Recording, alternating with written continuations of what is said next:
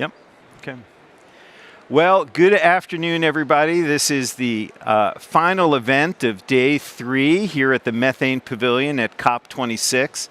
And this is actually, I think, really one of the highlights of today. I'm joined here by Ryan Panchadsaram. Yeah? Yes. Thank you very much. So good to be here. And Ryan, I'll give you a little bit of an intro to who Ryan is, and you'll see why this is going to be such an exciting event. He's here to talk about a book that he wrote with John Doerr called Speed and Scale, which is very much about how do you take big, thorny challenges like the one we now have in meeting the terms of this new methane pledge that all these countries have taken. Right? And how do you break that down into actionable steps that can lead to real results? And just so that you all know, Ryan is both an engineer and an investor at Kleiner Perkins. And so he's got a lot of familiarity with how you take really great ideas and bring them to scale and bring them to market and bring them to fruition. So Ryan, I'm really glad that you took the time to come and talk with us. Always. Methane's huge. So we have to talk about methane, but we also have to talk about setting great goals too. So talking about great goals. So you all came up with this book. Yes. Speed and Scale, which is really about how you break the climate problem down, right?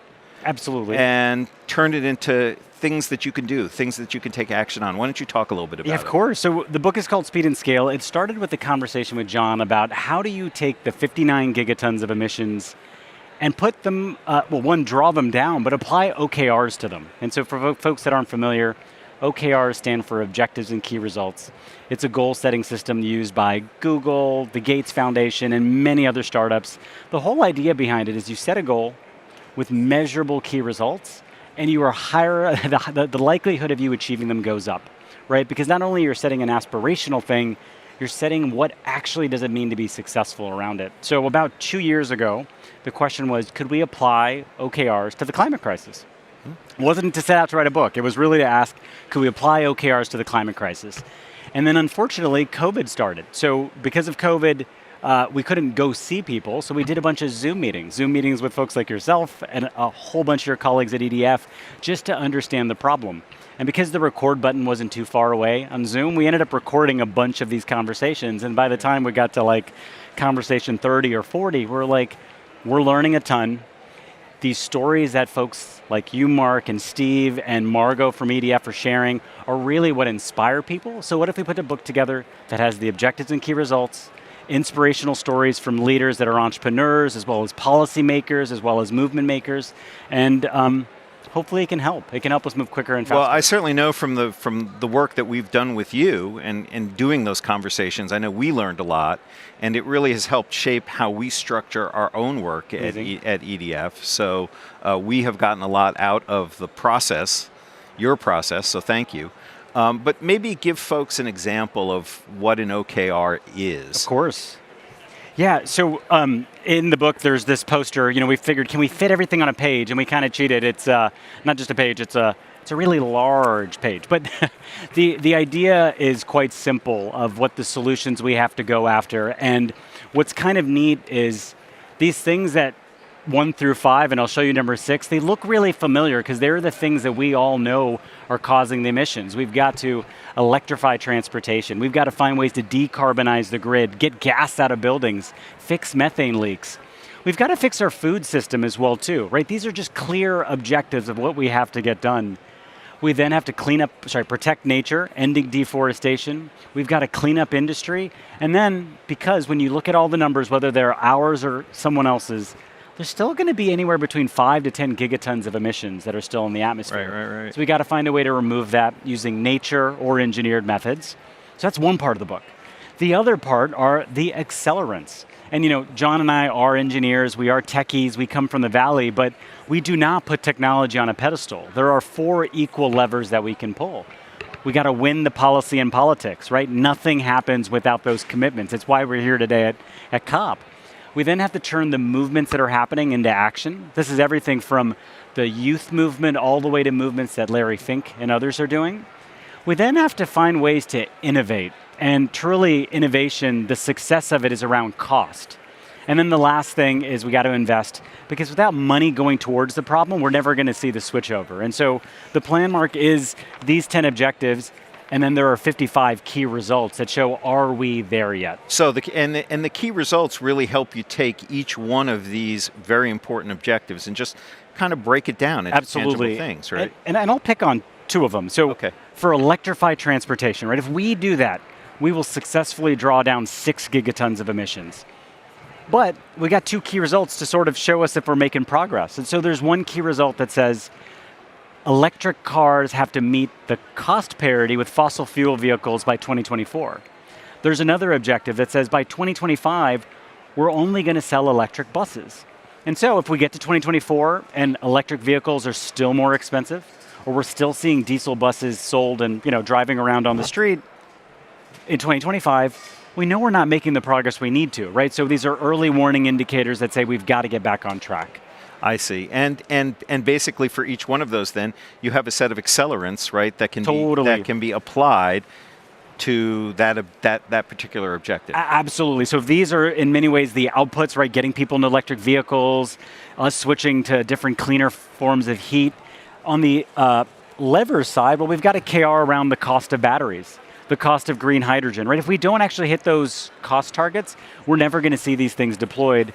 What I think one of the exciting things at COP is this energy around more project finance, energy around deployment, energy around actually more money going to the developing world, which we have to meet those commitments. Sure. But those dollars are not going to go towards the green technologies that are still proving themselves, right? Like the green premium that Bill Gates talks about. And so on the innovation side, when those costs fall below, right, it doesn't become a premium anymore and green becomes truly a discount like it is in solar and wind, you're going to see market forces just go completely behind them. So I understand, as an investor, helping to coach companies to success, I understand how you would use this to help them structure their thought process and for you to know whether they're really making progress towards commercialization.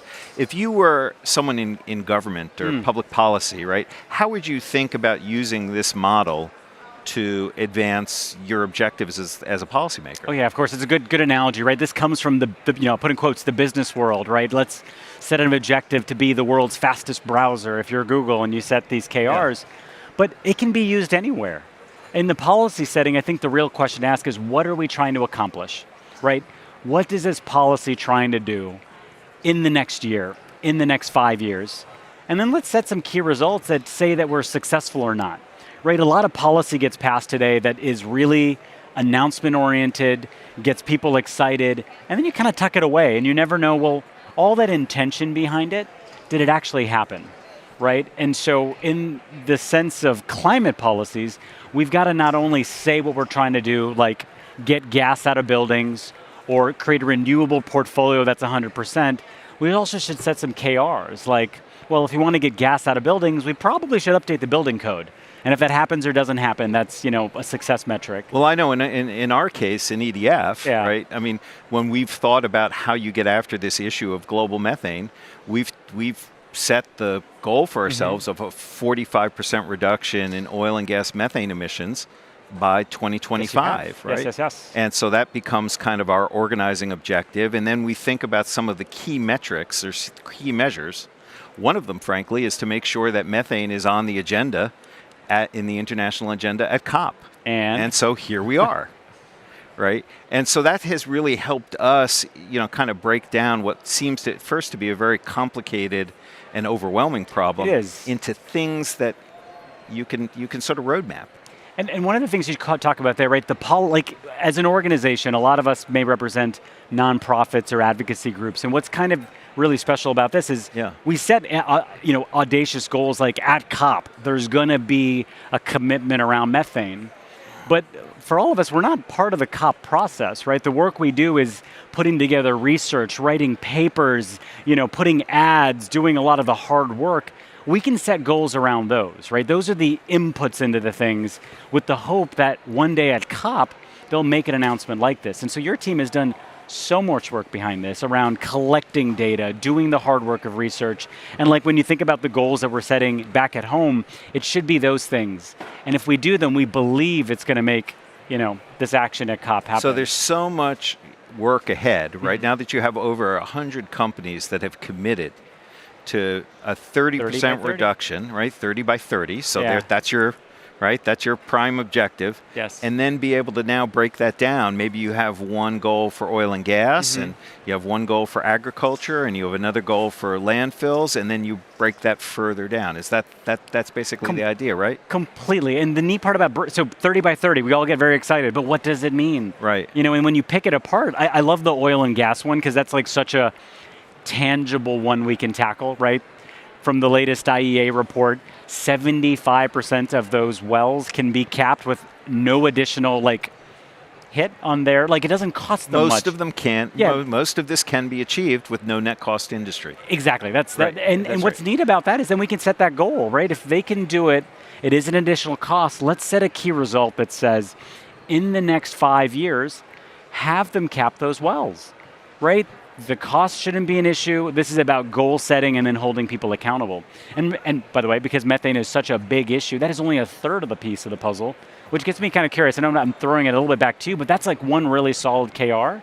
What are some good ones for landfills as well as, agriculture, from your team's point of view? What are some good goals around those? Well, we're beginning to think about how you begin to break down the agriculture problem into livestock and rice farming. And then from livestock, you think about, well, there's dairy, and then there's beef cattle. Yes. And you think about the differing circumstances. So you might have one goal that would apply to, say, large-scale agriculture, sort of corporate-sized, industrial-sized agriculture, and you might have another that is more oriented towards rural totally communities and rural economic development. You have to. They're different kinds of solutions. Different solutions. Yeah. And in fact, I think with agriculture, you really have to be sensitive to cultural context. You do. What's neat about whenever you set these kind of really precise data-driven goals, you're like, oh shoot, we actually in a tiny little sentence or even just a bullet, you're like, oh, that actually doesn't apply to the developing world. It's different for the wealthier countries. Then you get to break it down one more layer. In the speed and scale OKRs, we're very adamant that countries like the US, Europe, and even China have to lead. We have to go first in this effort to decarbonize. But there is a note that says for the developing world in countries where energy is still scarce, they need to get time, right? But then we, of course, follow up with the next paragraph, which goes, but just remember the cost of solar, wind, and renewable energy is so low. So don't go down the path that we did in the West, which was build gas plants and coal plants for ends and end, but invest in the right thing, leapfrog. And so I love this goal setting tool around OKRs. You'll see it in the book, but I want everybody here actually to take it home with them because it really lets you put in on the paper, on an index card, what are we trying to accomplish? And it can really rally your teams behind some pretty amazing things. So Ryan, this is pretty interesting and amazing stuff. I want to take the conversation in a slightly different direction. Of course. You have talked about the fact that tackling climate change, okay, we know it as a policy challenge. We know it as a challenge to the way we currently do business, but you've often talked about it as the economic opportunity of a lifetime. Yes. Can you just expand on that a little bit? Yeah. I mean, the one good or one neat trend that's happening, this ocean wave of jobs. Right. Right? This clean energy transition is going to create them. And so that's a motivator, right? When you look at the latest IEA kind of numbers, right, we're going to see a net of 25 million new jobs in this decade, right? 35 million added, a lot in actually creating renewable energy and storage, a lot in the services. You will lose that 5 million jobs in the fossil fuel industry, but we're creating more in the process. But not just that, I always like to see and think, 59 billion tons of emissions. In the book, we really point to the UN number, which includes the land use change piece, but the 59 billion tons are somebody else's business model, right? That's someone burning oil, someone moving something around, someone growing something. And so those 59 billion tons are an economic opportunity, right? For the cleaner alternative to come, So you look at the 20 plus gigatons in energy, someone else can create an incredible business behind it. And do you see that same kind of opportunity in, say, agriculture and food systems? I mean, it's more obvious in the energy, transportation sectors. It becomes more obvious if we can drive the cost down in steel and concrete. Right. In the agriculture rural space, what's kind of neat is you're seeing the opportunity in the alternative, right? You're seeing folks do better management of soil practices, which is creating richer soil, which means better yields. And so that the alternative is becoming more profitable.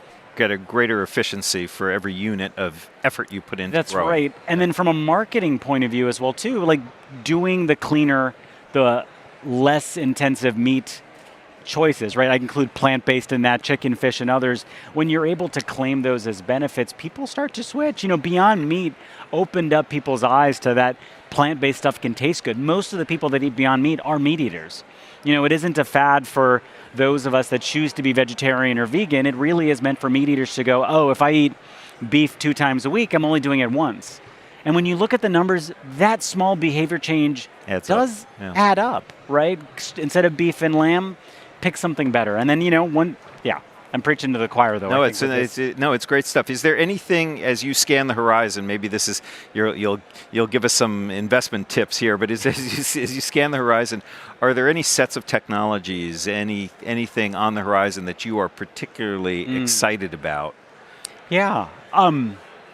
What's kind of neat is like when you break down each set of gigatons, like those are where the business opportunities are. And so when you look at venture capital, when Paris was signed, and everyone came together for that here, there's only about $3 billion of venture capital going out to clean tech companies. There was still this feeling that cleaner technology wasn't a successful thing to invest behind. And of course, that story has changed in the past 2 to 3 years. You have Beyond Meat, you have Tesla, you have Sunrun, you have Enphase. Like, you can list the number of companies that are worth billions of dollars, which means there are investors flocking. And so your question was, where are some of the newer kinds of pieces? What's catching your eye these days? These days, you're seeing a lot of investments in energy, right? A lot of gigatons there. You're seeing a lot of investment in transportation. And really, because of a lot of the plant-based momentum, you're seeing really good stuff in agriculture, like finding ways to not have to rely on cows and lamb and other, really intensive farming animals, right? I know that we've seen a tremendous uptick in information technologies coming into the marketplace, right? From the earliest field studies that we did on methane to today, it's just been an explosion of technologies for remote sensing, for aircraft, for drones, for satellites. We're doing satellites. Many people are doing satellite technology. I think that in some ways the innovation is not just about if you will, the hardware. It's giving us greater information that allows us to do better problem solving quicker. Completely. It's creating transparency. But I realized where I was taking that $3 billion in Paris point. Today, this year, it is looking like that number is going to be 30 billion. Yeah. So just from Paris to now, there's that 10x leap in investments. And it is because of these success stories. It's because people are seeing truly, oh, that's right. It takes more persistence. It takes more guts. It takes a lot more to build these companies. But if they're successful, some really good things can happen. And then to the point around drones and satellites and that category of innovation, the really neat part there is that that's transparency. I think the thing that EDF has done since 2010, really 2012 more publicly around methane, is educate. And I think, what we've seen this past week is a sign of success there. But I think what you've been announcing and hammering home with why we need something like methane sat is so important. Right? We can't hide from the impacts of methane, especially I'm going to be like over-indexing on the oil and gas industry because it's like you can actually go after and solve it. You just got to find the bad actors. You find the bad actors, they can do something to clean it up. I used to, before working at Kleiner Perkins, I was in the White House in the Obama administration doing a lot of work on transparency, on open data. And our big theory is like with a little bit of sunshine, or I think how the saying goes, sunshine is the best disinfectant. And so the work that you do on sharing that first methane is as bad as it is, that is a a moment of transparency for the world to go, oh shoot, I've got to pay attention. But I think with what's going to happen, I keep pointing this way, by the way, there's a big picture of the satellite in this direction. Like with that, you're not only saying it's a problem, but you're saying it's a problem right there. Well, and you can't hide from it when you can point to where it exactly is. No, and what we're finding is that when you get that information into the hands of policymakers, when you get that information into the hands of civil society, and candidly, when you get that information into the hands of companies, right? Yep. You begin to see change happen, and the number of companies who say that they were not aware, right, until we actually started doing our field work, and actually now are coming to us and saying, hey, how did you do that? What are those technologies? How can we use them? And so you go from, maybe wagging your finger in the first instance to actually doing some joint problem solving using data. Completely. But I'm going to poke them a little bit. I think they were conveniently unaware. No, and absolutely. the drumbeat of data and research, you couldn't hide from it anymore. And so you have to engage now. And then not only showing them where it is, they can't run away. And because of that, someone asked, what makes me optimistic about COP? And this announcement around methane does, because it's this national commitment, right? There's all these levers we got to pull, right? So on the wind politics side, you've got that 1,000 company commitment, right? Is that the how many folks signed up to the 30 by 30? The 30, it's over 100 countries. 100 countries, that's right. Over 100. So you've got that lever you're pulling. You've got the work that EDF is doing around satellites, so now you know where it is. On the technology side, well, the sad part is the parts to fix these things are very cheap to do, but you've got technology that can go fix it. Now the dollars have to flow to go after it, and so the companies themselves can choose to do it, but I can see a lot of countries going, hey, this is a problem that's important to us, we'll put some money behind it. And it only costs us 10 million, 15 million to do it. That's... I was very heartened yesterday. The president of South Korea talked about the fact that he was, as part of this pledge, putting money into regional development. Mm-hmm. And so I think the capital is going to come from a number of different directions. And of course, we have philanthropy stepping up as well. Yeah. The methane pledge that many philanthropists have made is also, I think, going to be incredibly helpful. So it's going to take that. Sure, the philanthropic lever is the reason why a lot of the data, a lot of the there's a fuel, and so that's the thing that I love. It's almost as you could kind of blanket as a techie. We think the only thing that matters is the tech, and that is farthest from the truth. It's we've got to pull all these levers, policy, investment, not just in tech, but in philanthropy, the innovation side, as well as the movements piece, if you want to get any of these things done. So you set a goal. Yep. You break it down into constituent elements. Completely. You create ways to measure your progress, and that's how you put all these various pieces together. The data, the finance, yes. Right? The policy. It all gets organized. It does, and everyone here to have come this far, to be in these rooms, you are the change makers, right? The amount of effort and energy you have, I think the ask is go for the gigatons, right? Go for the megatons. Go for where you have so much leverage. We have so little time, and hence why we spend our time on methane is because its heating potential, we stop it now, it helps us, it pays dividends of the, in that sense. That's right. But in all the work that everyone here is doing, take a recheck, which one of these efforts are going to have the most impact in the quickest time? And rejuggle if you can. And then set these kinds of targets. And it's really, I think, going to push your teams to deliver the results that we all want to see, which is, reduced emissions. Well, Ryan, I have to say, okay, these days here at COP can be very long. They are very long. Start very early in the morning, and they last well into the evening, and your energy sometimes can flag a little bit. And I think that we should, at the end of every day, have a conversation with you. Oh, thank you. Okay. Well, there's so many people here, which is I'm so thankful. Yeah. Your energy, is so powerful and so infectious, and your passion for this issue shines through.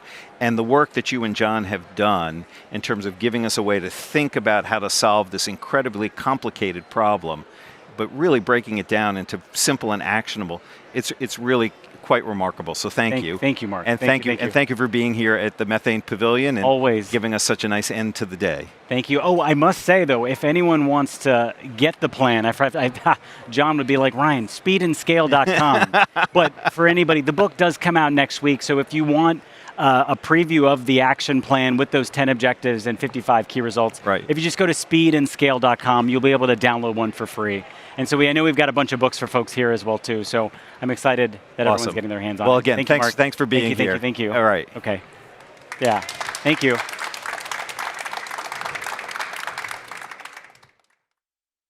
think most folks are probably here for what's over there, but I'm teasing. Thank you, Mark. This was fun. Okay, this was